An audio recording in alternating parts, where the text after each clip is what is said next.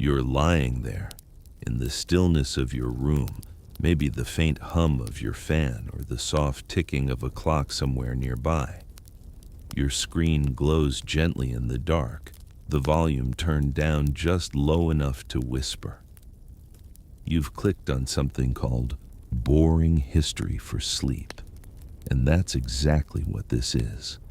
A slow, quiet drift into a world that's dusty, uncomfortable, and older than memory itself. Before we travel back, take a moment to settle in. Pull the blanket a little closer. Let your shoulders sink. Then, if you feel like it, leave a tiny comment. Tell me where you're listening from and what time it is right now. Maybe it's late evening, or maybe you're already half asleep, eyes heavy but still curious. And before you forget, hit that subscribe button. You won't want to do it later, not when your mind starts to float away into the calm haze of ancient times.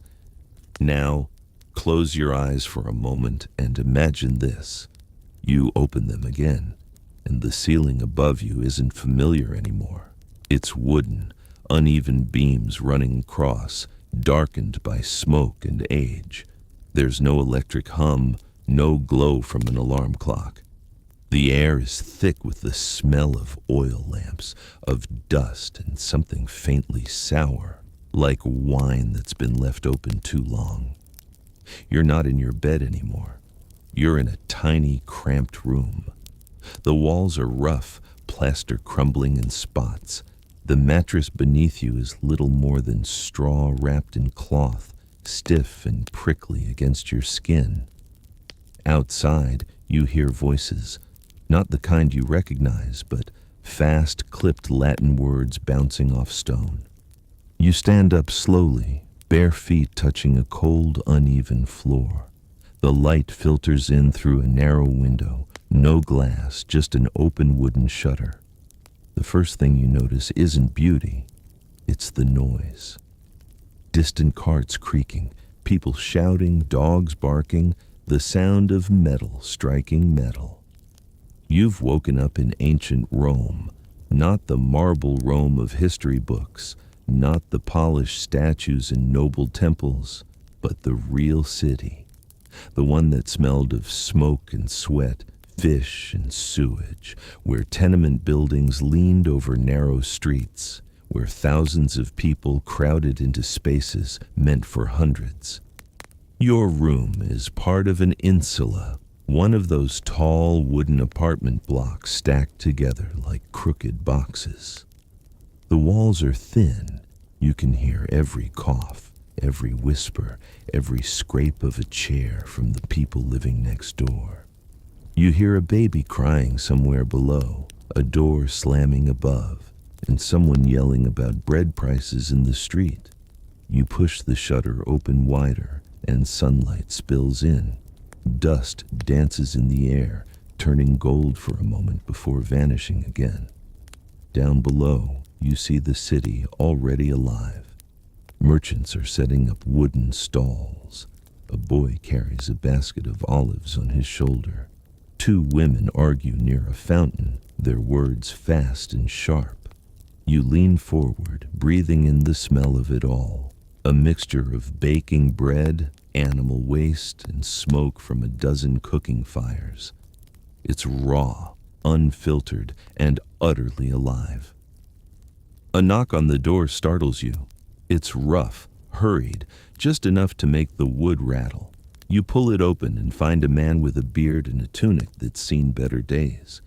He says something you don't understand, but his hand gesture is clear. Rent. He wants rent. You pat your sides. Nothing. No coins, no purse.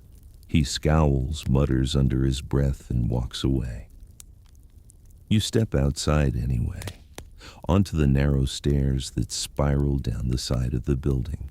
They creak beneath your weight. The air outside hits you, warm, dry, and heavy with scent. The street below is alive in a way that feels almost too much for your modern senses. You watch people passing by, a man leading a donkey loaded with clay jars, a group of children splashing through muddy water, an old woman selling figs from a basket. Everyone looks busy, tired, but alert, because in this city, you don't stop moving. Stopping means trouble. You follow the sound of water and find a small fountain in the square. The water looks cloudy, but people drink from it without hesitation. You kneel, cup your hands, and take a sip. It tastes wrong, metallic, warm, and faintly bitter. You swallow anyway, because there's no other choice. As you sit on the edge of the fountain, a breeze carries the distant sound of a flute. The tune is simple, maybe even cheerful, and for a moment it almost feels peaceful. But then a cart rumbles past, a horse whinnies, and the spell breaks. The city never stays quiet for long. You start to notice the little things, how the stones beneath your feet are worn smooth from centuries of footsteps, how the air shimmers slightly as the sun rises higher. You realize this isn't just history anymore. It's survival. You reach for your arm, brushing away a layer of dust already forming there. There's no soap here, no shower waiting for you at the end of the day, no cool drink or soft chair. There's only the hum of life, rough, relentless, real. And as the morning light grows harsher, you begin to understand why most people here didn't dream of glory or adventure. They just wanted to make it through the week. Welcome to Rome. You're going to need all your strength. You wake up again to the sound of footsteps echoing through the stairwell, heavy, hurried, and impatient. The light that filters through the window is brighter now, whiter and hotter. It's morning in ancient Rome, your first full one, and the city outside is already restless. There's no alarm clock here, no phone buzzing you awake. The city itself is your wake-up call. The chatter of merchants, the squeal of cartwheels, the distant clang of metal on stone.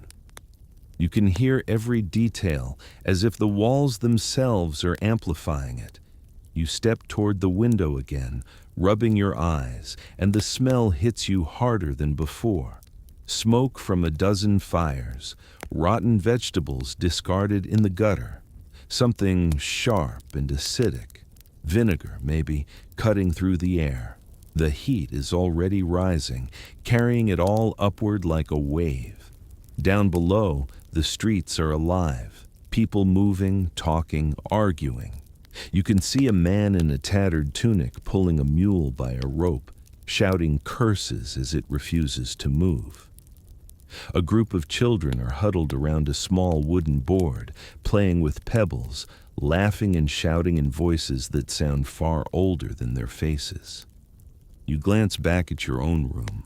The space is almost empty. A straw mattress, a clay jug that once held water, and a wooden crate that someone might call a table. There's nothing to wash with, no towel, no soap. Your throat feels dry. Your stomach twists with a dull ache that might be hunger. You remember that you haven't eaten since you arrived, though time itself feels strange here, stretched and folded like the narrow alleys outside. You find a few coins someone left behind on the floor, small, bronze, stamped with the face of a man who ruled before your time. It's not much, but maybe enough for bread. When you step outside, the sunlight blinds you for a second. The streets are so narrow that the upper floors of buildings almost touch, but the light still finds its way in, spilling in bright, hot lines that make every dust particle glow. You start walking, blending into the flow of people. The cobblestones are slick from the night's moisture. Every few feet you have to step over puddles that shimmer faintly with oil or wine. You can't tell which. The ground is uneven, your sandals thin. You pass by an open doorway where someone is baking bread. The smell is sharp and warm, almost sweet, and for a moment it makes you forget the sourness of the city air. The baker stands shirtless, sweat glistening on his shoulders as he pulls flat loaves from a blackened oven with a wooden paddle. You hand him one of your small coins and he hands you a piece. Hard crust, coarse texture, but food nonetheless. You bite into it. It's dry, almost dusty in your mouth, but the taste of something warm, real, feels comforting. For a second, you almost sigh in relief. The crowd around you never slows. People brush past you constantly, eyes down, faces focused. You can tell who has money and who doesn't without trying. The rich are carried on litters or ride in carriages. The poor walk. Everyone else endures. A woman nearby is selling olives from a clay bowl, calling out in a hoarse voice. You point, hand her another coin, and she drops a few into your palm. They're salty, slick with oil, and you eat them one by one as you walk. Slow, careful steps, as if you're trying not to disturb the rhythm of the city. As you pass a public fountain, you notice men and women filling jars, splashing their faces, and sometimes even rinsing their feet. The water trickles down into a small channel that runs through the street, carrying everything, dirt, waste, spilled wine, into the same stream. The smell near the drain is sharp enough to make you flinch. You watch a man dip his hands into the same water, rubbing his face clean. You realize this is normal. There's no clean water, no soap, no filter, just the fountain, and whatever the gods decide to mix into it. The noise is constant, a living heartbeat of the city. Vendors shouting, metal clanging, hooves clattering on stone. You catch snippets of Latin words, tones you can't translate but understand by rhythm alone. Someone is arguing about fish prices. Someone else is laughing too loud. A boy runs past carrying a basket and nearly knocks you over. You stumble back, brushing dust from your tunic. And in that moment, a strange thought crosses your mind. The people here don't think of this as hard. To them, this is life. The noise, the heat, the smell, the exhaustion, none of it is remarkable. You're the only one who feels out of place, gasping for the comfort of a world that hasn't been invented yet. You keep walking, following the scent of something roasting, maybe meat, maybe not. The streets twist and narrow. Buildings lean over you, their upper stories almost meeting in the middle. The sunlight flickers between them like a heartbeat. Flash, shadow, flash, shadow. A group of men sit on the steps of a building, their sandals dusty, talking quietly. One looks up at you and says something in a tone that might be friendly or might be mocking. You nod politely and move on. When you reach the end of the street, it opens suddenly into a wider square, the Forum. Here, the crowd thickens. Stalls lined with pottery, baskets, and bundles of herbs. You see a man with scrolls laid out on a table, reading aloud to anyone who will listen. His voice carries deep and confident words echoing off the marble columns. You can't understand him, but you can feel it, the weight of a world that's centuries away from yours, and yet somehow familiar. People arguing, buying, laughing, surviving. The same story, just a different time. A gust of wind stirs the dust around your feet. You look down, watching the particles swirl and settle again. Somewhere in that dust might be the ash of 1,000 lives before yours. You take another slow breath, the air thick and warm, and it feels heavier going in than it did before. The sun climbs higher, and your clothes start to cling to your skin. You're sweating now, and there's no clean towel, no shower waiting at home. Only the thought that this is day one, your first morning under the Roman sky, and you've barely made it to noon. You lean against a wall, closing your eyes for a moment. the noise fades to a dull hum. You can almost hear your heartbeat mixing with the rhythm of the city, steady, persistent, ancient. And somewhere deep inside, you already know. This is just the beginning. By the time the sun has climbed high above the rooftops, the air feels heavy enough to touch. Every sound seems to vibrate against the stone walls. Footsteps, shouts, the rhythmic splash of water from fountains that never stop flowing. The smell of the city changes as the morning burns away. It's sharper now, filled with smoke, oil, and the faint sourness of heat pressing down on too many bodies. You wander through the narrow lanes until you reach the heart of Roman life, the public baths. You've heard of them, maybe even imagined them once as elegant marble sanctuaries where citizens relaxed beneath mosaics and columns.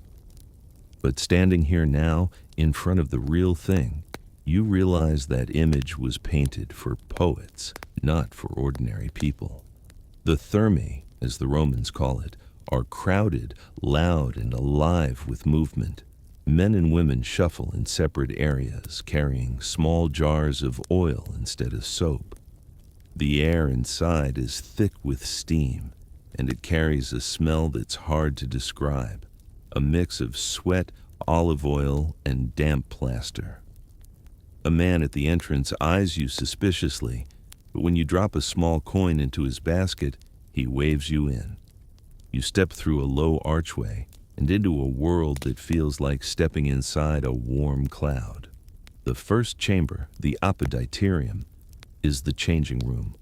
People strip down without hesitation, hanging their clothes on wooden pegs. There's no privacy here, no modesty. The hum of conversation fills the air. Gossip, politics, laughter, arguments, it's all part of the rhythm. You feel a bit lost, a stranger among those who move with familiarity, but the steam hides your hesitation. Next comes the tepidarium, the warm room. The air is dense and moist, like breathing through a blanket. You sit on a stone bench, feeling the heat soak into your bones. Around you, men rub their skin with oil, scraping it off with curved metal tools called strigils. It's their way of cleaning, a ritual that replaces soap and water. You try it too. The oil feels slick and strange on your skin.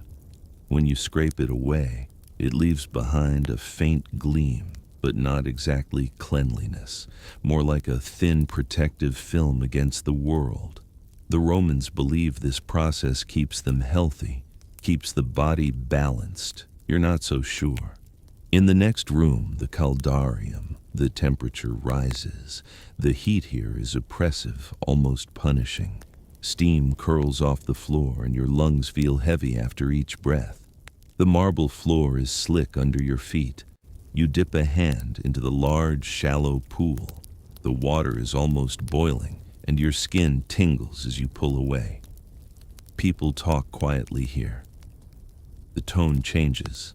Less laughter, more murmured confessions, deals whispered over the sound of dripping water.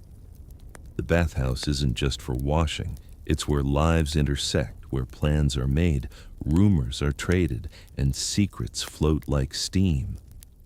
You lean against the warm stone and close your eyes for a moment. The sound fades into a blur. Water splashing, voices echoing, someone coughing nearby. The air tastes of minerals and smoke. You could almost drift off, not for the constant dampness that clings to everything. Then comes the frigidarium, the cold room. You step into it, and the shock of cold water slaps the breath right out of you. It's like waking up again, suddenly aware of every nerve. The Romans believe this jolt strengthens the body, closes the pores after the heat. You just feel it in your bones. You watch as people move through the baths like it's second nature. They talk, laugh, eat small snacks, rub each other's backs with oil, and move on. Cleanliness here isn't about hygiene. It's about belonging. It's ritual. It's rhythm. When you finally step back outside, the sun feels even hotter than before. The sweat you thought you'd washed away returns instantly, mixing with the oil on your skin. Dust sticks to you like powder. You can feel it collecting at the back of your neck, in the folds of your tunic, between your fingers.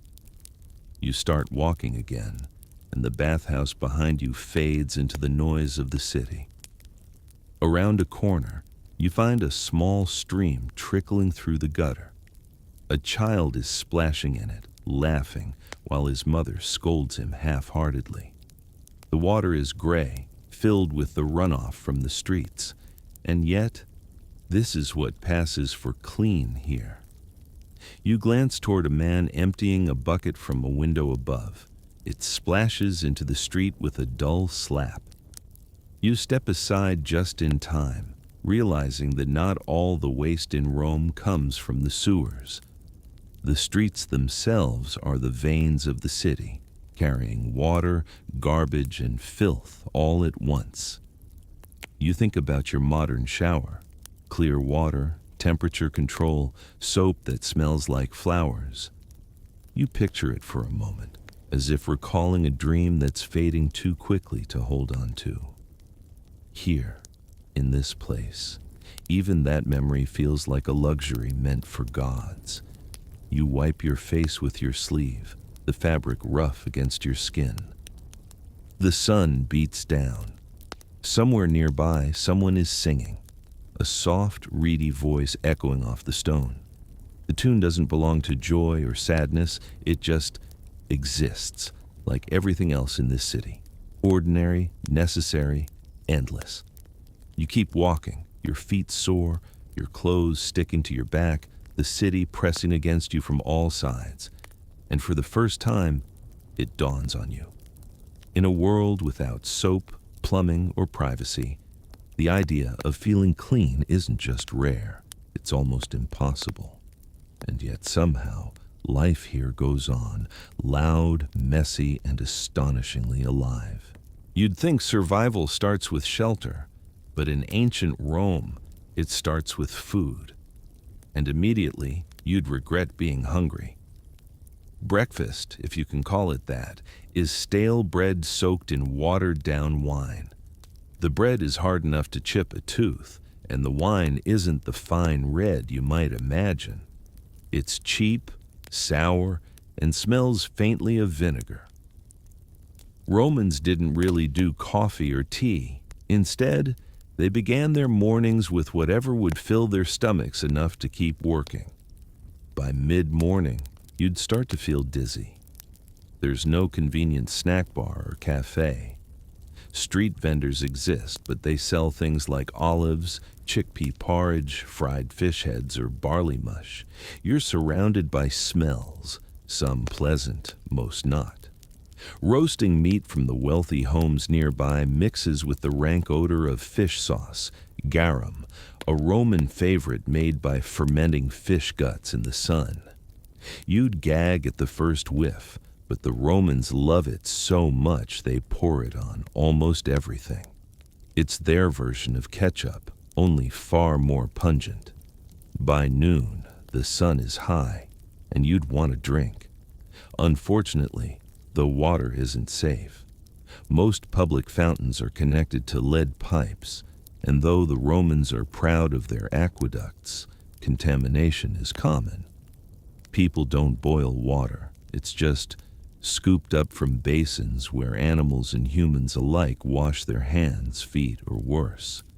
You'd probably choose the cheap wine again, not for flavor, but because it might kill fewer germs than the water. If you were a Roman laborer, your midday meal would be simple. Grain porridge, maybe a few vegetables if you could afford them. Meat was rare, and when it appeared, it was often salted or dried to the point of being tough as leather.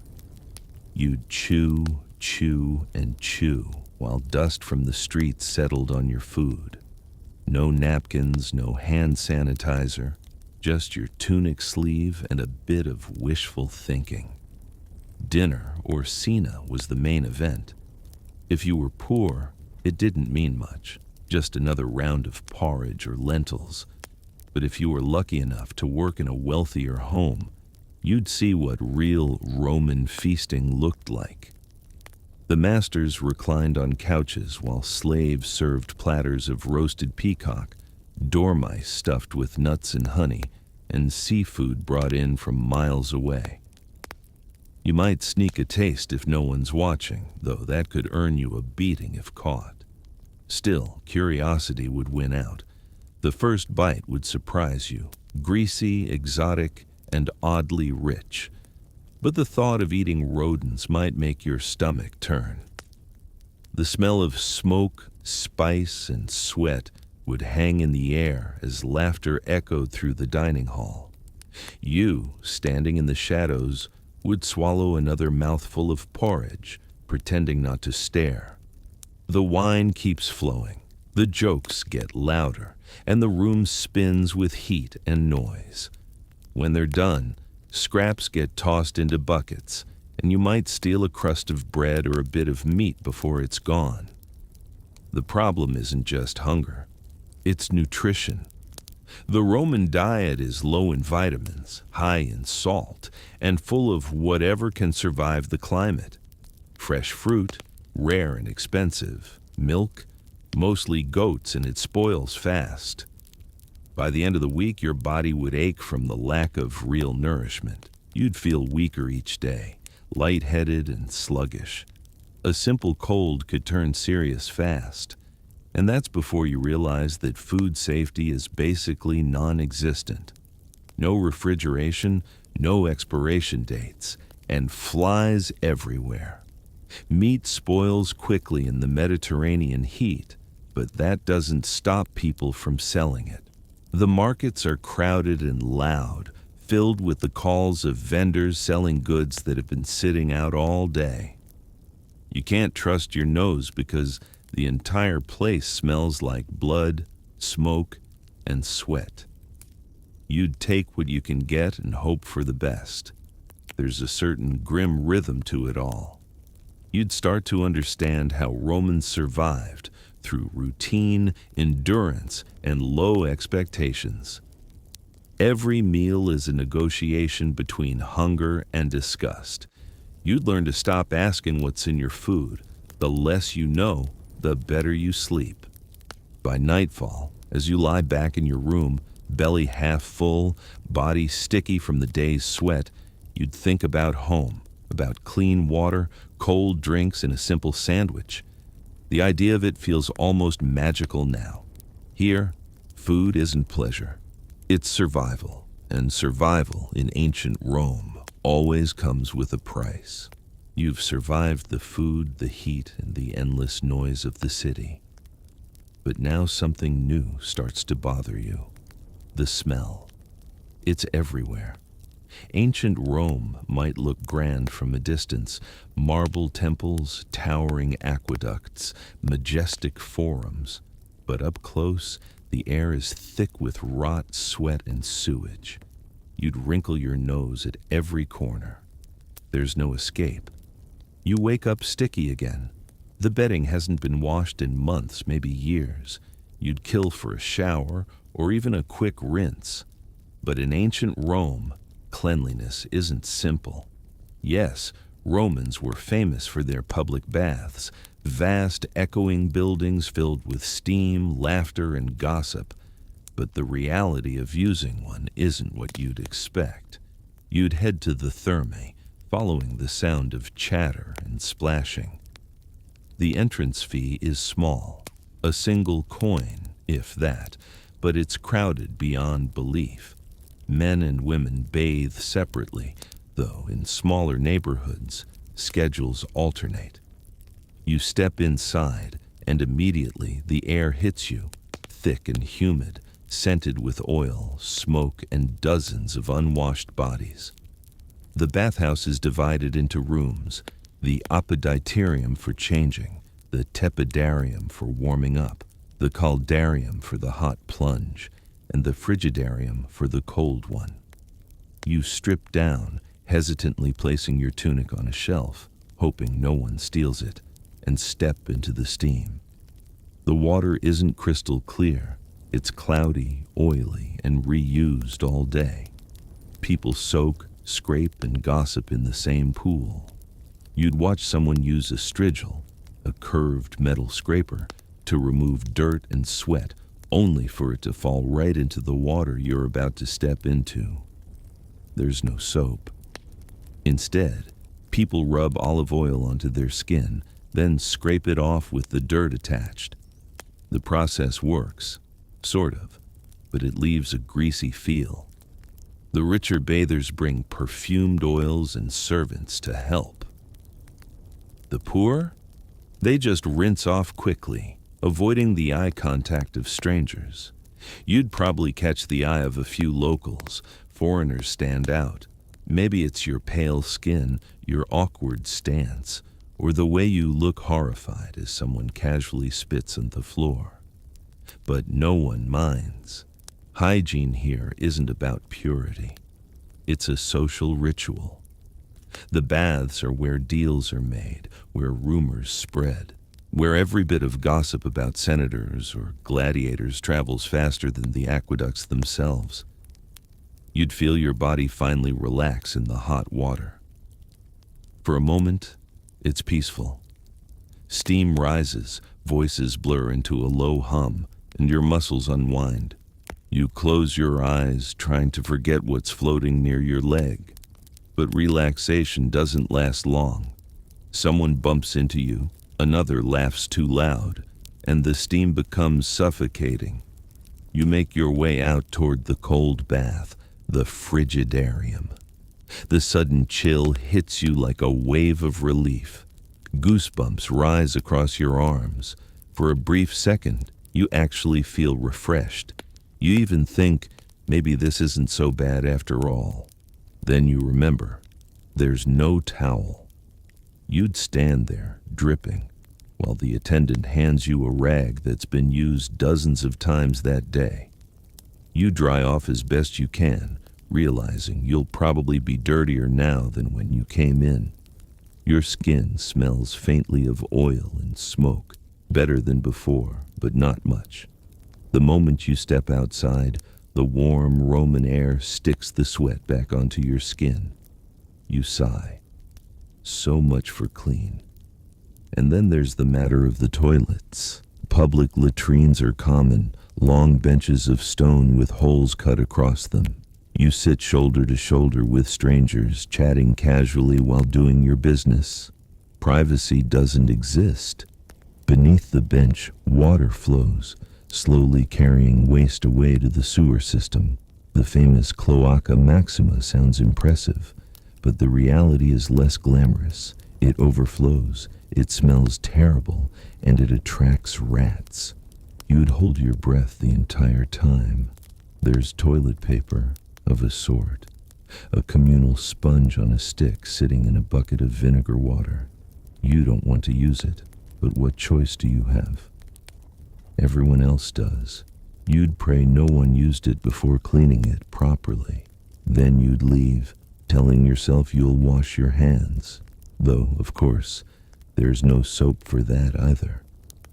As you walk through the streets again, the smell hits you stronger now that your nose is cleaner. The combination of sewage, smoke, and animals never really fades. You'd start to wonder how anyone adjusts to it. But they do. After a few more days, you'd stop noticing. Your senses dull, your standards drop, and the city becomes normal. That's how Romans lived, not in spotless marble perfection, but in an endless fragrant swirl of life, decay, and endurance. By the time you crawl back to your room that evening, your body feels heavy. You've eaten poorly, bathed questionably, and breathed air that would fail every modern standard. Yet somehow you're still alive. You lie there, staring at the ceiling, listening to the faint sound of dripping water and distant laughter. Ancient Rome isn't glamorous up close. It's gritty, human, and exhausting. You'd drift towards sleep, realizing that survival here isn't about strength. It's about getting used to everything you once thought was unbearable. By mid-afternoon, the city's heat has become a constant weight pressing down on your shoulders. The sun glares from high above, bouncing off the stone streets and walls, turning every surface into a warm mirror. The air is thick with dust, smoke, and the faint tang of sweat. Each breath is heavy, and every step takes more effort than it did in the cooler hours of morning.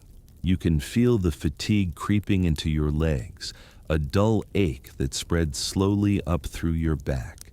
The markets are alive with chaos. Merchants shout, calling out the prices of figs, grapes, olives, and whatever else they have to sell. Their voices slice through the air, demanding attention, commanding trade, sometimes laced with anger, sometimes with humor. You weave through the crowd, brushing past vendors' baskets, feeling the bump of a stranger's elbow against your side. Children dart past you with quick, lithe movements, chasing each other or scrambling after coins that have fallen from impatient hands. Every turn in the alley reveals more people, more noise, more life, all moving simultaneously, yet somehow fitting together like pieces of a frenzied puzzle. Hunger gnaws at you again. You reach for a stall selling olives and dried chickpeas, buying a small handful with the last of your coins. The olives are salty and slick, the chickpeas hard and dry, but you eat them anyway. Each bite is a reminder that nourishment here is functional rather than pleasurable. You chew slowly, mindful of the dust clinging to your fingers and the sweat trickling down your back. Every morsel matters, yet the taste is foreign and the effort to swallow almost an ordeal. The water sources are equally challenging. You pass a public fountain, watching people fill jars, splash water on their faces, or rinse their hands. The liquid looks murky, moving sluggishly over the stone basin, but everyone drinks from it with casual acceptance. You cup your hands and take a sip. It tastes strange, metallic, slightly sour, carrying the faintest hint of the street itself. Still, it quenches the thirst gnawing at your throat, and you swallow, grimacing but grateful. Animals navigate the streets alongside people. Dogs bark and scavenge near market stalls, birds hop across rooftops, and occasionally a mule or donkey clunks heavily along the cobblestones, laden with jars or sacks of grain. You dodge their hooves and tails carefully, learning that the city is not forgiving of clumsiness. One misstep could leave you tripping, bruised, or worse, caught in the path of carts or animals that pay no attention to human fragility. The smells of the city are overwhelming. Smoke from cooking fires mixes with the pungency of rotting fish, open garbage, and animal waste. Spices from the markets float through the air. Cumin, coriander, pepper, adding an odd sweetness to the otherwise oppressive stench. You inhale slowly, realizing that your modern senses, conditioned to filtered air and sanitized streets, are being assaulted. Your body recoils, but slowly adapts. You start to recognize the subtle rhythms, the patterns, and the chaos. You pause at a shaded doorway to catch your breath. Sweat runs down your face, dripping onto your chest and the stone beneath you. You press your palms against the cool wall, grateful for the brief respite. Around you, life continues without pause. A man haggles over the price of bread. A woman shoos a child away from a crate of figs. A dog growls at a passing stranger. The city doesn't stop, and neither can you if you want to survive. The Forum stretches ahead, crowded with traders, scribes, and citizens going about their business. You notice the small interactions. a scroll being handed carefully from one person to another, a whispered exchange that causes heads to turn, laughter spilling across the square. Every action is purposeful, every moment weighted with consequence. In this environment, mistakes are costly and observation is survival. You glance down at your hands. They're sticky with dust and sweat, small scratches from the rough cobblestones and wooden stalls marking your skin. You rub them together, noticing the grime that accumulates despite your brief respite in the shade. Every touch, every brush against the streets or the wares of vendors carries the history of the city into your body. You start to understand that hygiene here is not a guarantee, it's a fleeting aspiration. The late afternoon sun begins to soften, casting long shadows across the streets. The crowd thins slightly, but the rhythm of the city remains unbroken. The noise dims only marginally, replaced by the steady clop of hooves, distant shouting, and the low murmur of conversation. You move slowly, conserving energy, learning to navigate the streets with an instinct that develops rapidly out of necessity. By the time you reach a quiet corner, your legs are heavy, your body coated with dust and sweat. You lean against a stone wall and close your eyes for a moment, listening to the heartbeat of the city around you. The sounds, smells, and movements that once overwhelmed you now feel like a pulse you can follow. You realize, with a mixture of awe and exhaustion, that surviving even a single day here requires patience, observation, and a willingness to accept discomfort as a constant companion. And as the shadows lengthen and the sun begins its descent, you prepare yourself for the evening, knowing that the challenges of ancient Rome are relentless, and tomorrow will demand the same endurance, only in new forms. Evening arrives slowly, the sun tilting toward the horizon and turning the streets a dusty gold. The heat softens, but it does not vanish. Instead, it lingers in the stones, rising in faint waves that cling to your skin long after the sunlight fades. The city doesn't pause. Life continues with the same relentless rhythm, only now the shadows grow longer and the noises shift. The shouts of merchants are softer, replaced by children's laughter echoing from narrow alleys and the occasional clatter of a cart returning home. You navigate the streets carefully, realizing that the evening brings a subtle change in the city's dynamics. Vendors begin packing up their goods, haggling the last coins from reluctant buyers. The smell of cooked meals grows stronger as more people prepare dinner at home. Smoke curls from chimneys and open fires, mixing with the residual heat from the day. It's suffocating at first, but you start to notice patterns. The rhythm of work slowing, the careful steps of people moving toward their evening routines. Hunger gnaws at you again. Breakfast and midday rations were insufficient, leaving your stomach a persistent reminder of the day's demands. You spot a small stall selling roasted chestnuts and approach cautiously. The vendor eyes you with a mixture of curiosity and suspicion. You hand over your last coin, and he drops a handful into your palm. They're warm, slightly sweet, and fragrant, a small comfort amidst the grime and sweat of the day. You eat slowly, savoring the taste more than the quantity.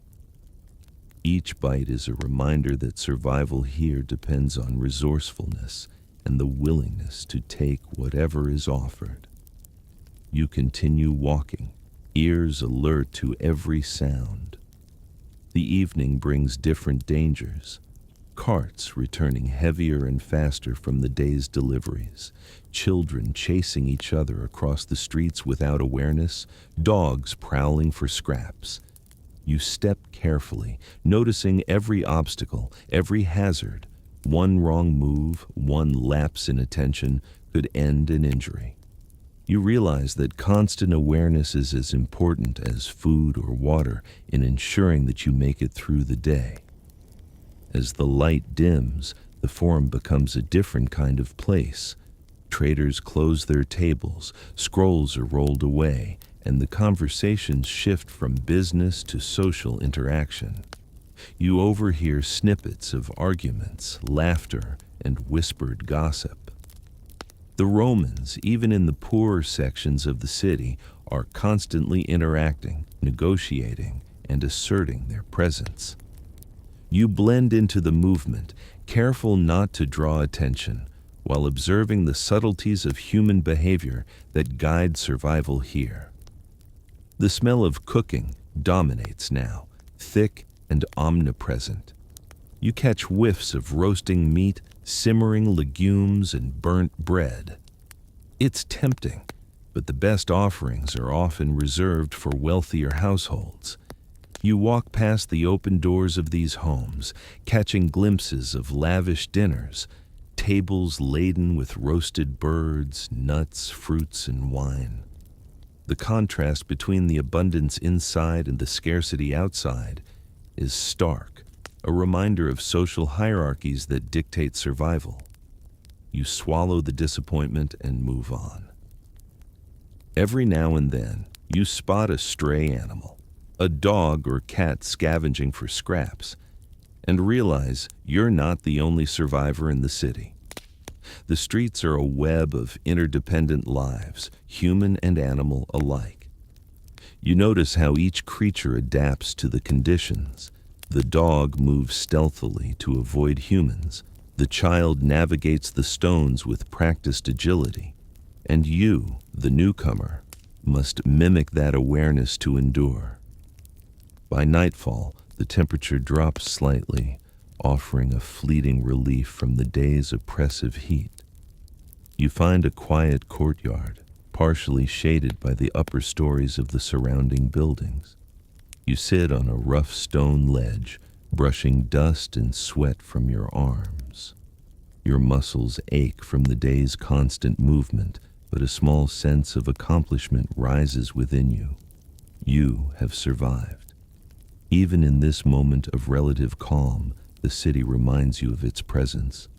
Distant voices carry across the alleys, the soft clanging of metal drifts from a nearby forge, and the faint laughter of children echoes from rooftops. The pulse of Rome does not stop, and you are still a part of it, however small or transient.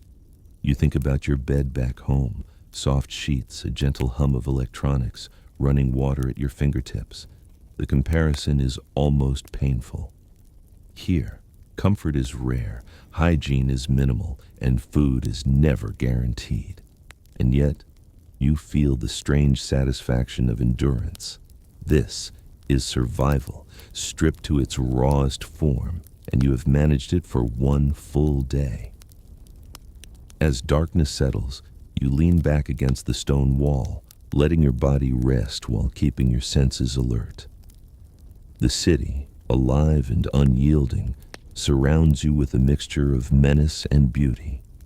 You close your eyes briefly, knowing that tomorrow will bring the same relentless demands, and that adapting to them is the only way to endure. Night deepens, but ancient Rome never truly sleeps. Even as the sun has set, the streets are alive with movement and sound. Torches flicker along the walls, casting long, uneven shadows that twist and stretch across the cobblestones.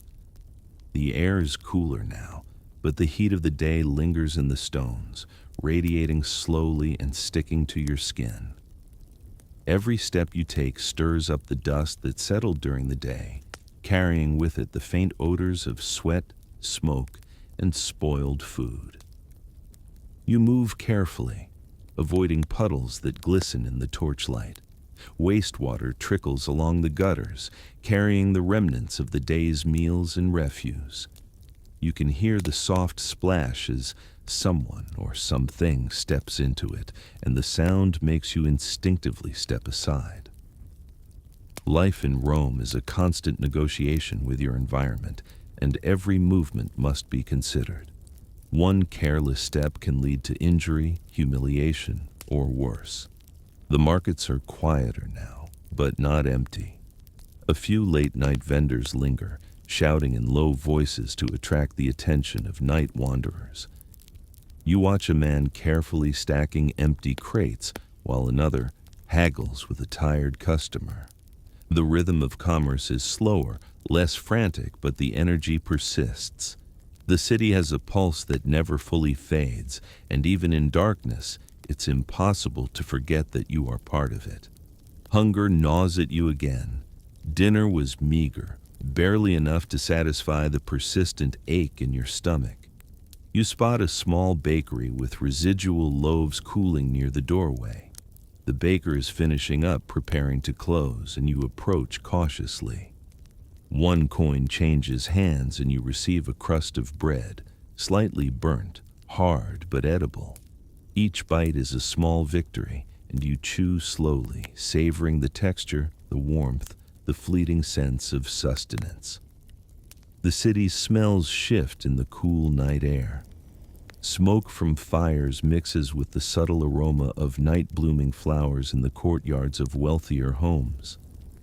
The scent of roasted food lingers, mingling with the unmistakable odor of sewage and decay. You breathe cautiously, learning to navigate by scent as well as sight.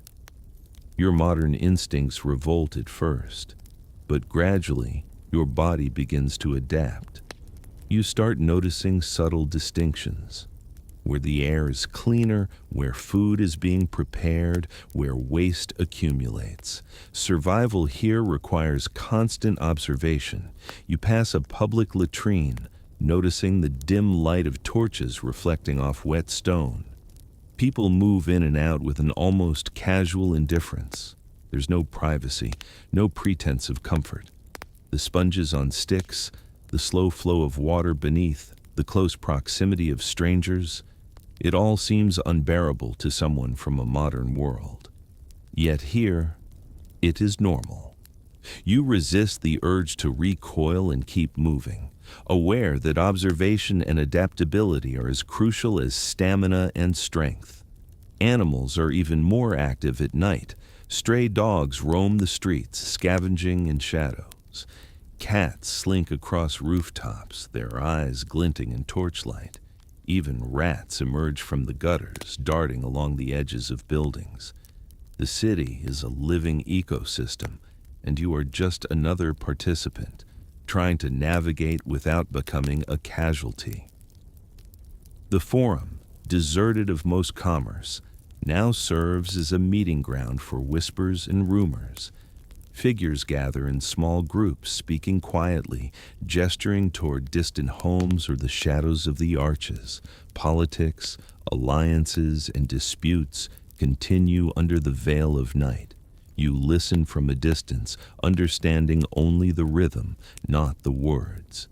Each conversation carries weight, revealing the constant maneuvering required to exist in this society. Your limbs ache from the day's exertions, and your skin itches from the dust, sweat, and grime accumulated over hours of movement.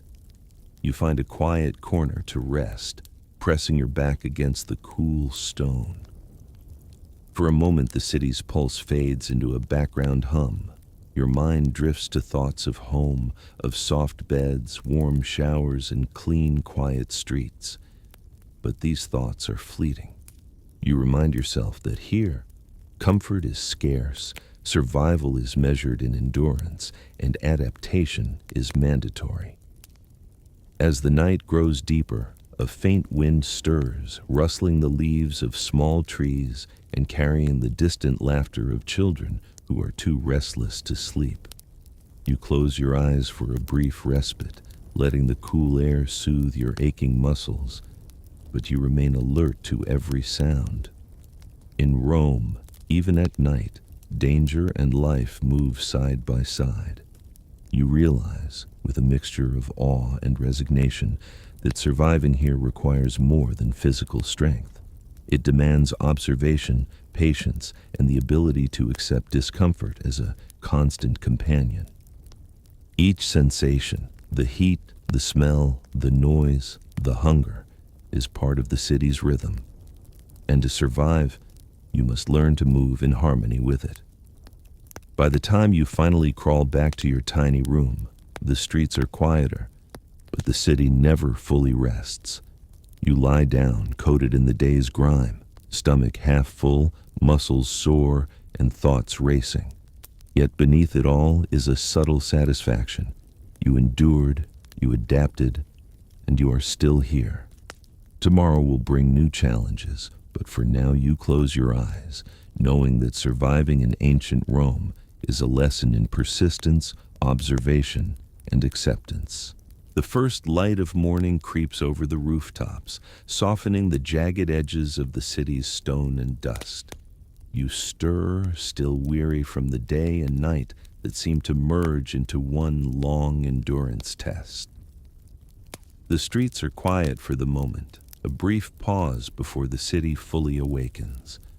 You take a deep breath, noticing the coolness in the air, and brace yourself for the day ahead. Each morning here is a reminder that survival is ongoing. Yesterday's endurance grants no immunity from today's challenges. You step into the streets, now beginning to buzz again with early activity.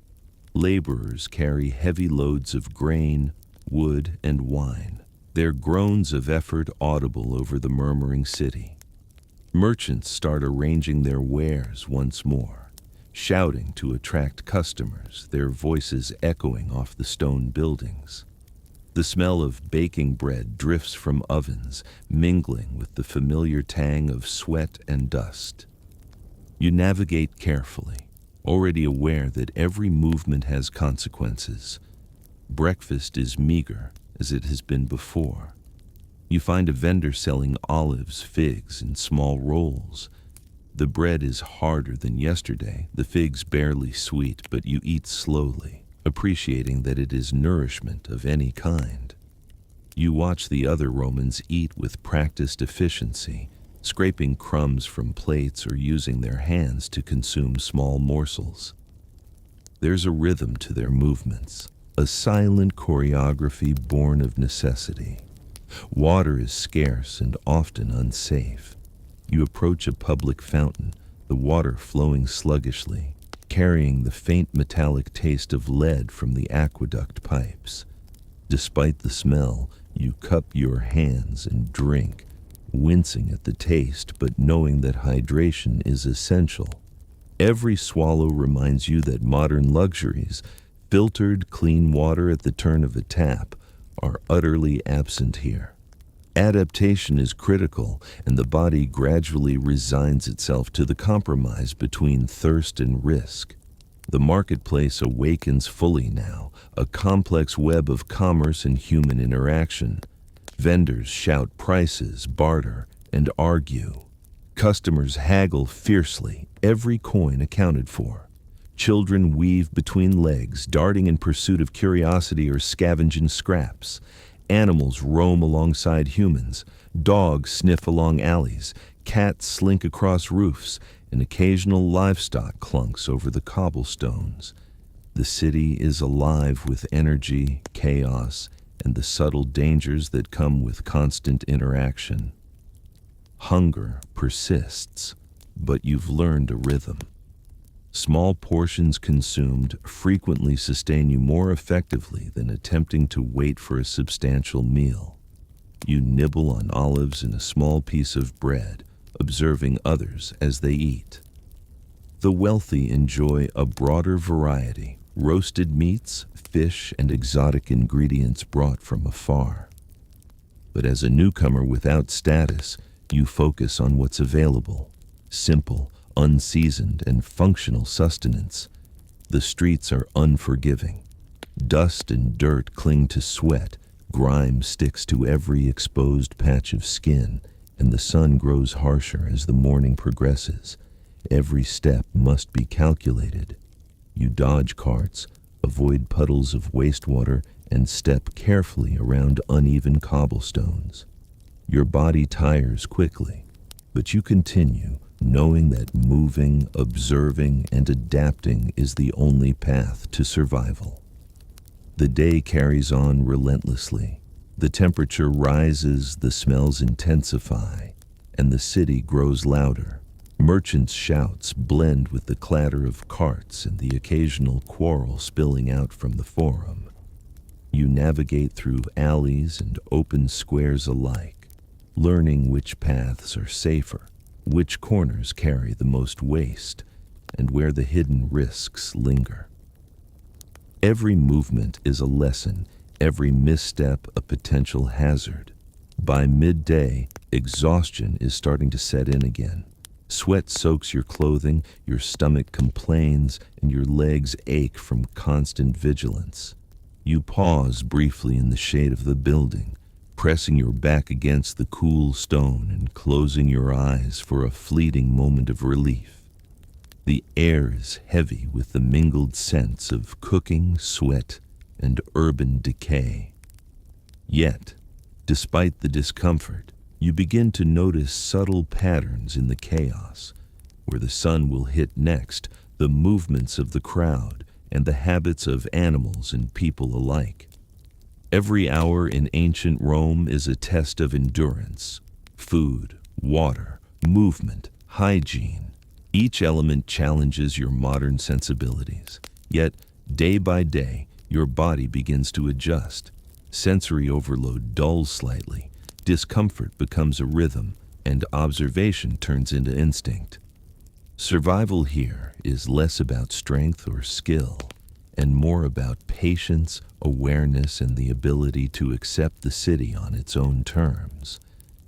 As the morning gives way to afternoon, you brace yourself for the next stage, navigating hunger, heat, and the relentless pressures of human interaction.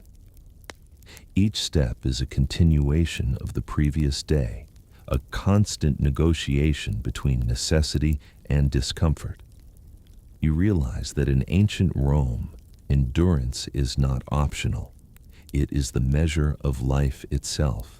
The afternoon sun grows merciless, beating down on every surface of the city. Stone streets radiate heat, and the walls of buildings trap it, creating waves that shimmer across the cobblestones.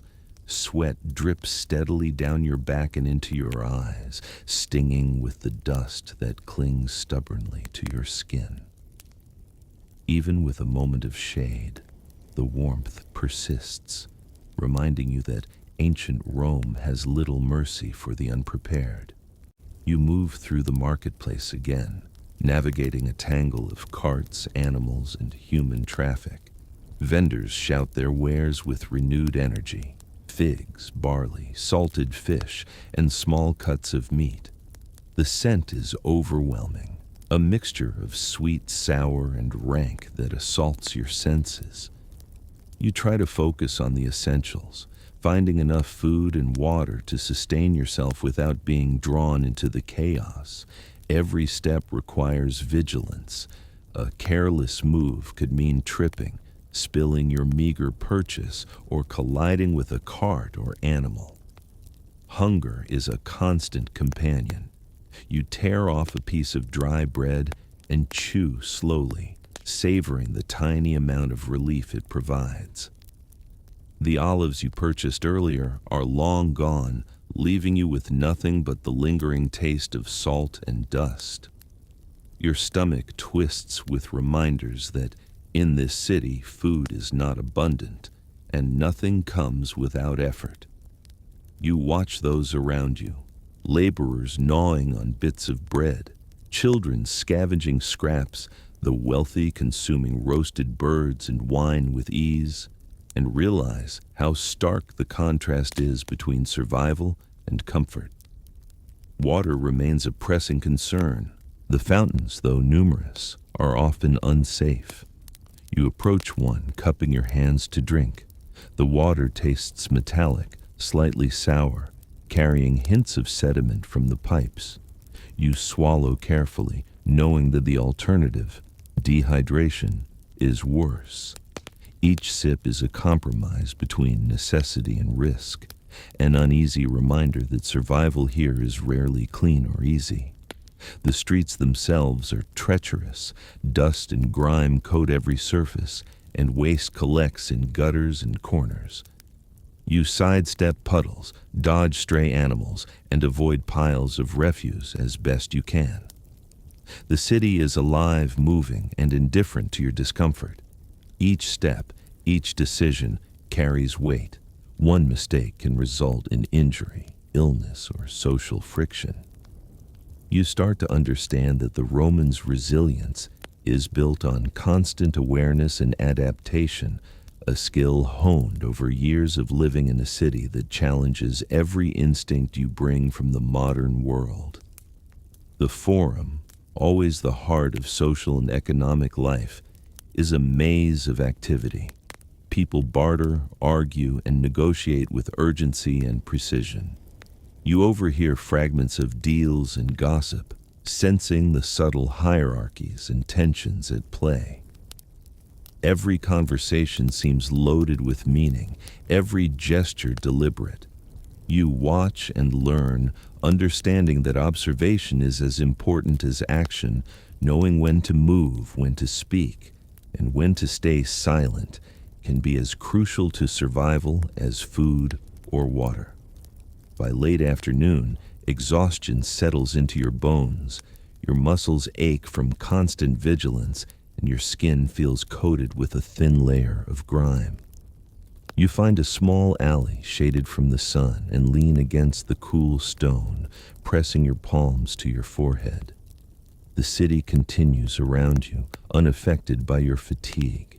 Merchants pack up, children play, dogs scavenge, and carts rattle along the streets. Nothing pauses for comfort or ease. The world keeps moving, and so must you. Food, hydration, and heat management dominate your thoughts. Every encounter with the city requires calculation: which vendor to approach, which streets to traverse, and which areas to avoid. Each choice carries a balance of risk and reward, and you realize that survival is a constant negotiation with the environment.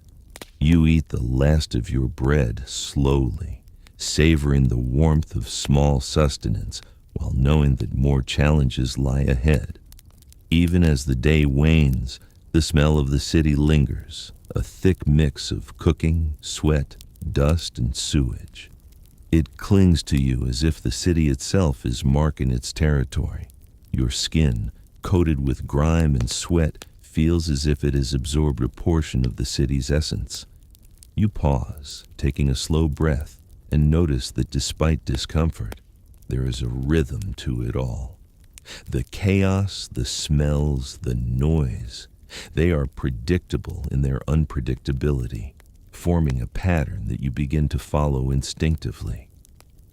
By the time the sun lowers toward the horizon, casting long shadows across the streets, you feel a grim satisfaction.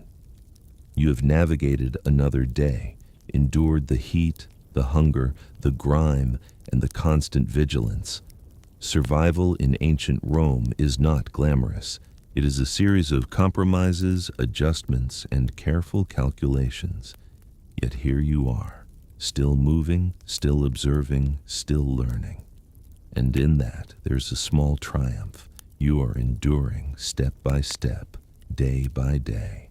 As twilight settles over the city, the shadows deepen and the air grows cooler, offering some relief from the day's unrelenting heat.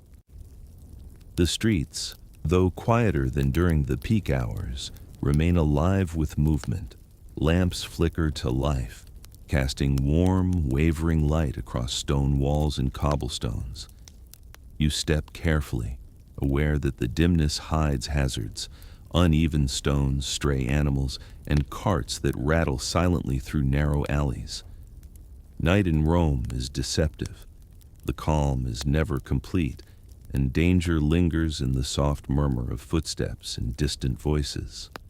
Hunger continues to gnaw, though the day's small rations dull the edge slightly.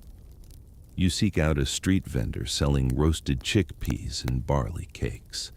The small quantities are barely enough to satisfy your stomach, but each bite is a relief, a reminder that survival depends on whatever is available, no matter how modest. You chew slowly, savoring warmth and texture, and notice the faces of other Romans as they eat, a mixture of fatigue, contentment, and quiet resignation. Life here is unglamorous, and the simple act of eating is both a necessity and a small comfort. Water is still a concern. The fountains provide an inconsistent supply, and the stagnant water carries the risk of illness. You sip cautiously, accepting the compromise because the alternative, dehydration, is far worse. Your body has adapted to the discomfort, but the subtle tension between necessity and risk remains a constant companion. Each swallow reinforces the unspoken rules of survival. Be cautious, conserve energy, and remain aware of your surroundings at all times. The sounds of night are different from the day. The clamor of merchants and laborers fades into a low hum of distant conversation, footsteps, and the occasional bark of a dog. The city's rhythm shifts, more subtle but no less insistent. You notice the soft echo of voices in alleyways, the clink of jars and utensils, and the rustle of animals moving quietly in search of food. The faint hum of life is everywhere, a reminder that Rome does not truly sleep, and neither can you if you wish to endure. The city's smell transforms as well. Cooking fires emit savory aromas, mixed with the ever-present scent of sweat, dust, and waste. You learn to navigate by scent as much as by sight, identifying areas of food preparation versus zones of filth.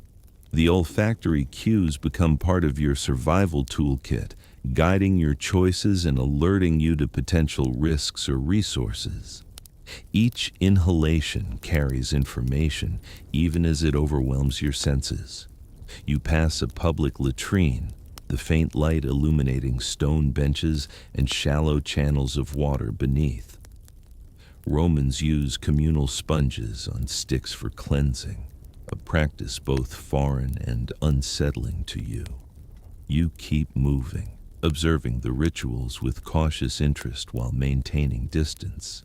Hygiene is relative here. Survival prioritizes access and efficiency over comfort or modern standards.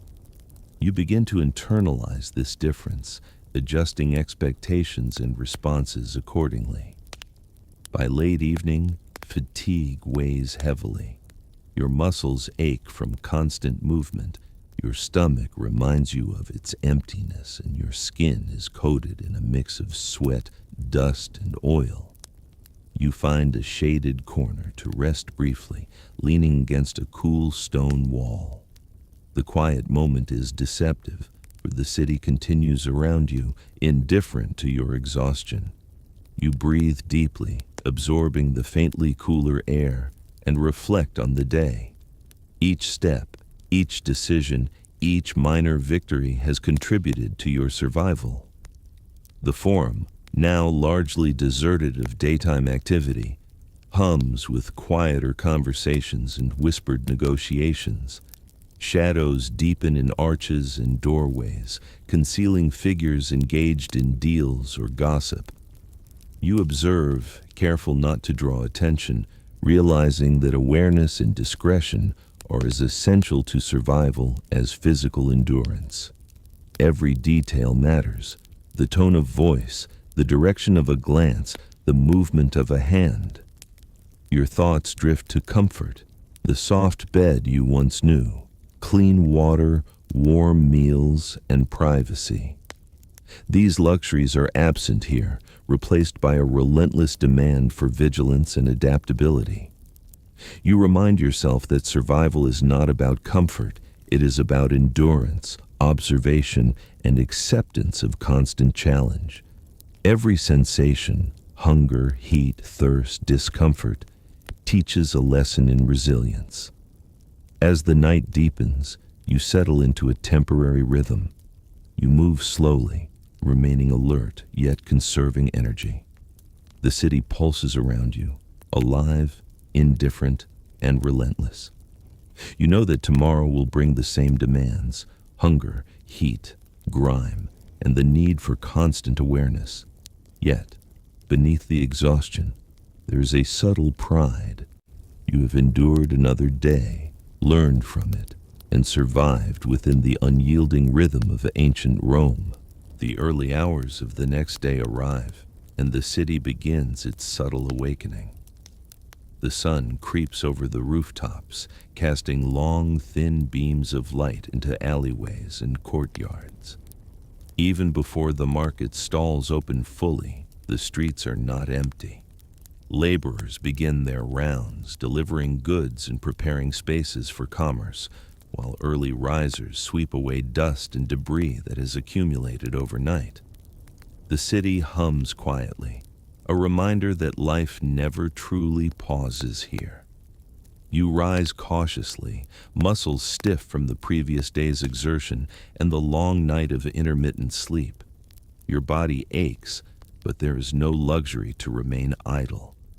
Hunger pulls at you immediately, a sharp reminder that even a single missed meal can weaken endurance.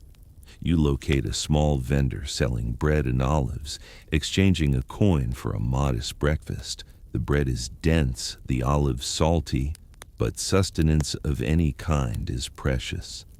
You eat slowly, mindful of conserving energy while the city's rhythm picks up around you. Water continues to be a pressing concern. Public fountains offer the only immediate relief, though their supply is uneven and sometimes tainted. You drink cautiously, accepting the metallic taste of the aqueduct-fed water, knowing that hydration is more important than taste. Each swallow is a negotiation with risk, yet your body gradually adapts to the harsh conditions. The marketplace awakens fully. Vendors arrange their wares with meticulous care, shouting to attract customers. Children scurry between stalls, chasing coins or scraps of food. Animals roam, navigating the crowd with instinctive ease. Dogs sniff the corners for leftovers. Cats leap along rooftops, and occasional livestock carts lumber through with slow, deliberate force. You move among them with increasing awareness, dodging hazards and learning to read the subtle cues of movement that indicate potential danger or opportunity. Hunger continues to tug at your attention. You nibble on dried chickpeas and a small piece of bread from your breakfast ration. The simple sustenance is not enough to satisfy fully, but it keeps the edge off long enough to allow observation and navigation. You watch the locals, noting how they pace themselves, conserving energy and resources while still completing necessary tasks. Survival is less about strength here and more about efficiency and strategic decision-making. The smells of the city intensify under the morning sun. Smoke from cooking fires mingles with the natural aromas of produce, baked goods, and the ever-present scent of dust and refuse. Your nostrils flinch initially, but your senses slowly adapt. You begin to distinguish between edible and hazardous areas by smell alone, a skill essential for anyone hoping to survive in this environment. You make your way past the public latrines, observing Romans using the communal facilities with practiced ease. The shared sponges, the shallow water channels, and the lack of privacy are initially jarring. You remind yourself that modern standards of hygiene do not apply here. Adaptation is essential, but observing without engagement becomes a crucial survival strategy. By mid-morning, the streets are bustling fully. Vendors shout over one another, carrying out transactions with brisk efficiency. Children weave skillfully between legs, scavenging or playing. Animals adjust to the human flow, avoiding danger as instinct dictates. You navigate carefully, each step deliberate, aware of the constant need for vigilance. The city is unforgiving, but observation and adaptability grant you small advantages that may prove vital. Sweat and dust cling to your skin. Your stomach signals once more for nourishment. You eat slowly, conserving energy and evaluating your surroundings simultaneously. Each bite is a negotiation between survival and discomfort. You begin to recognize the city's patterns, where food is available, where hazards linger, and how the crowd's rhythm changes as the day progresses. By the time the sun reaches its peak, you have internalized some of the city's demands. Your movements are smoother, your awareness sharper, and your endurance strengthened. You feel a grim satisfaction. The city is relentless, yet you continue to survive, adapting to the constant pressures of heat, hunger, hygiene, and human interaction. Each day is a lesson, and each lesson increases your chances of lasting longer in a place that allows little margin for error. The afternoon sun beats down mercilessly as the city swells with activity once again. Streets shimmer with heat rising from stone and tile, and sweat collects on your skin, mixing with dust and grime from the cobblestone. Every step demands attention. A miscalculation could leave you stumbling into a cart, stepping in waste, or brushing too closely against a restless animal. The city's energy is relentless, and your endurance is tested with each passing moment. Merchants' shouts reach a fever pitch, competing to attract buyers.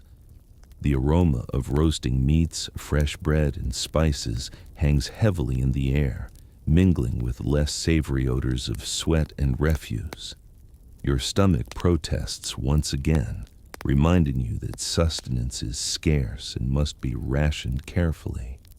You stop at a small stall selling roasted chickpeas, exchanging coins for a modest handful.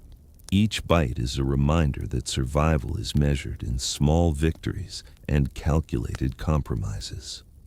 Water remains a pressing concern. The fountains provide a limited supply, often carrying sediment or a metallic tang from the aqueducts. You drink cautiously, mindful of conserving hydration while avoiding illness. Each swallow reinforces a harsh truth. Life in ancient Rome depends on adaptability and the ability to accept compromise. Clean water is a luxury, and those who cannot navigate these challenges quickly succumb to exhaustion or disease. The marketplace is a tangle of bodies, carts, and animals. Children dart between legs, scavenging or playing, while dogs weave through the crowd, alert for scraps. Livestock clumps along the edges, slow and lumbering, requiring constant awareness to avoid collision.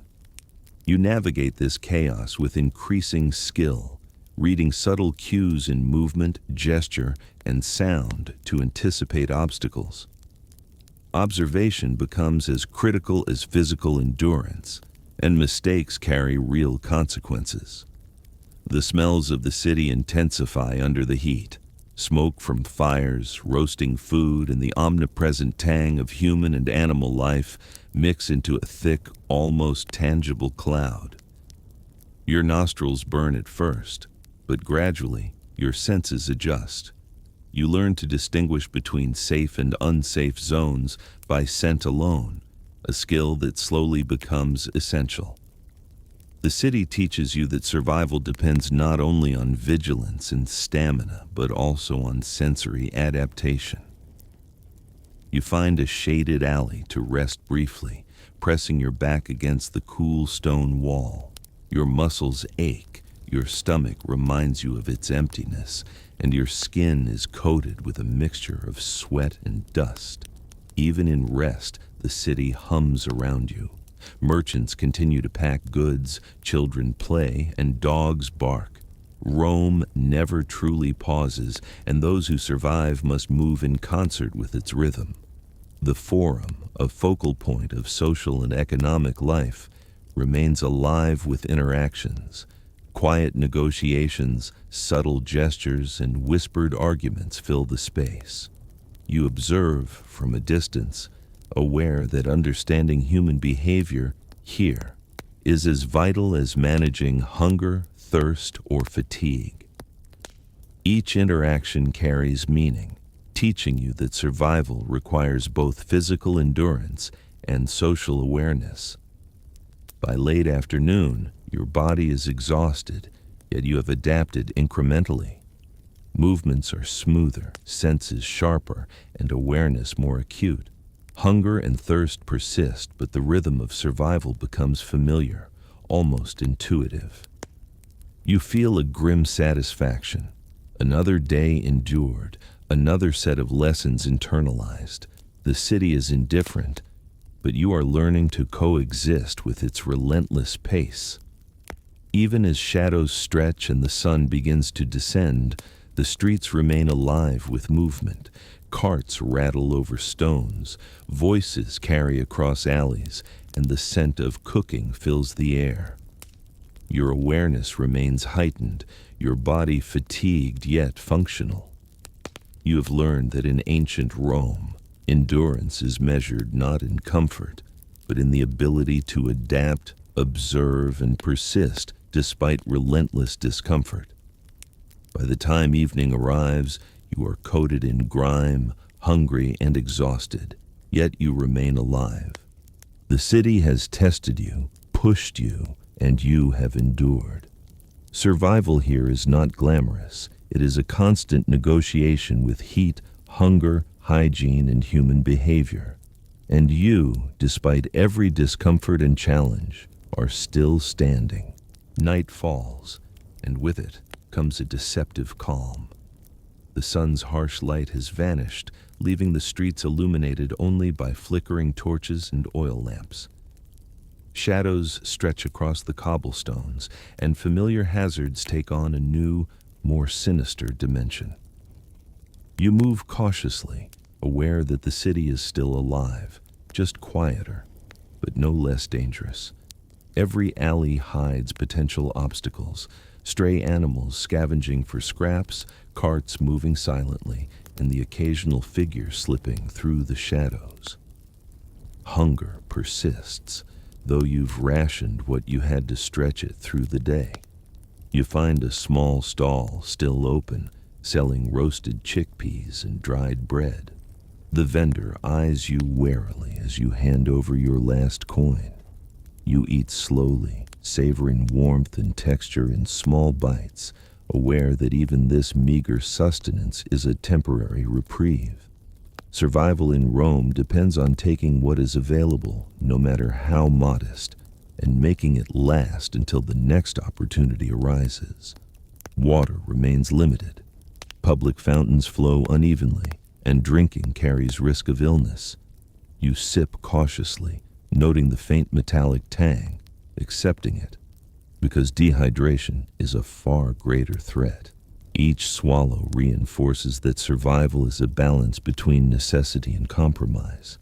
Modern luxuries like clean, safe water are non-existent here.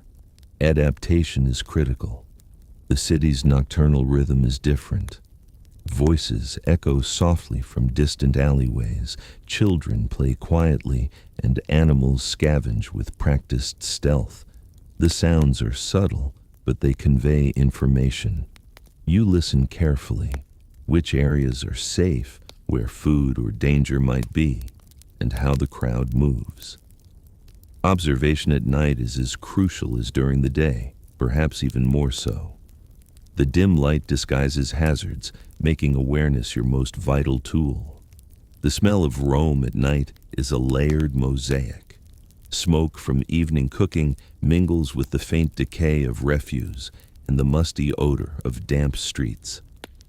At first, overwhelming, your senses gradually adjust, allowing you to discern edible areas from contaminated zones. Survival requires this acute awareness, the ability to interpret every detail in the environment and respond accordingly. You find a relatively quiet courtyard to rest. The stones are cool beneath your back, and the faint breeze offers relief from the day's lingering heat. Your muscles ache, your skin is coated with grime, and your stomach protests. Yet, there's a subtle satisfaction in having endured. Each step, each decision, and each meal, however small, has contributed to your survival. The forum, now largely deserted, hums with whispers and occasional footsteps. Figures move discreetly, negotiating deals or sharing information.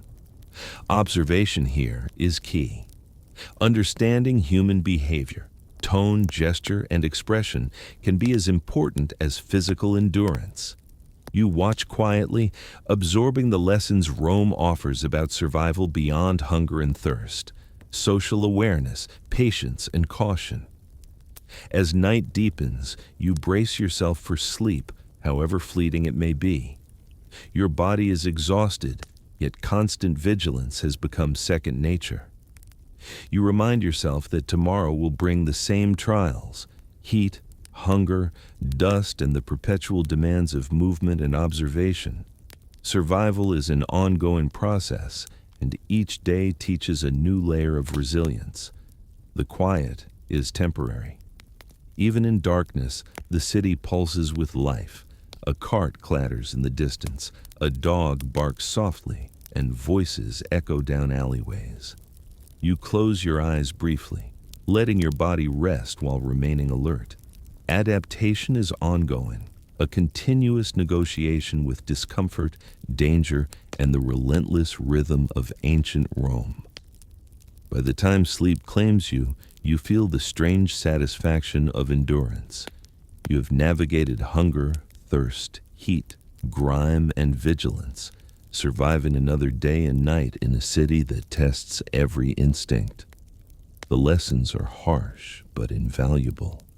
Observation, patience, and resilience are more powerful than any comfort or luxury.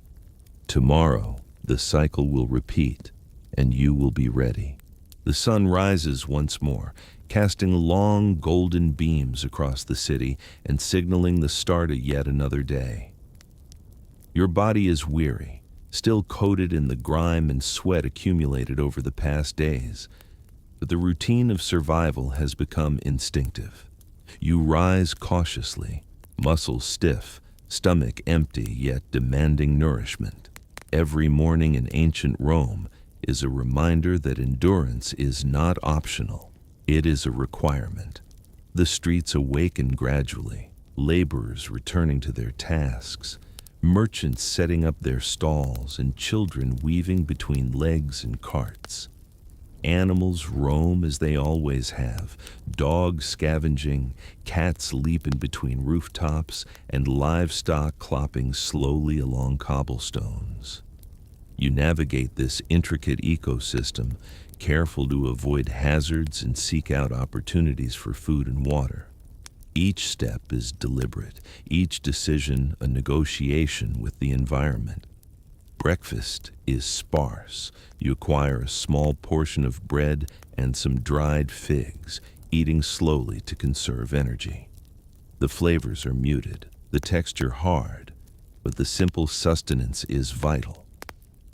Observing others, you note how locals pace themselves, eating just enough to keep moving while managing resources efficiently. Survival here is as much about strategy and patience as it is about strength or stamina. Water remains a pressing concern. You approach a fountain, sipping cautiously and accepting the metallic taste that comes with the city's imperfect supply. Hydration is essential, and risk must be tolerated. Each swallow reinforces the delicate balance between necessity and danger. a balance you are now learning to manage instinctively. The city hums with activity.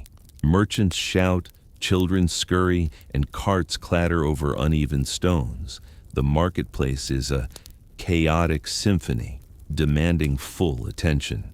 You weave through the crowd, reading subtle cues, avoiding collisions, and scanning for resources. Observation has become your greatest tool, allowing you to anticipate danger and find small advantages amid the relentless rhythm of Rome. Hunger and fatigue press upon you, yet your body has adapted. Movements are smoother, awareness sharper, and the patterns of daily life more predictable. You begin to notice details that would have escaped a novice.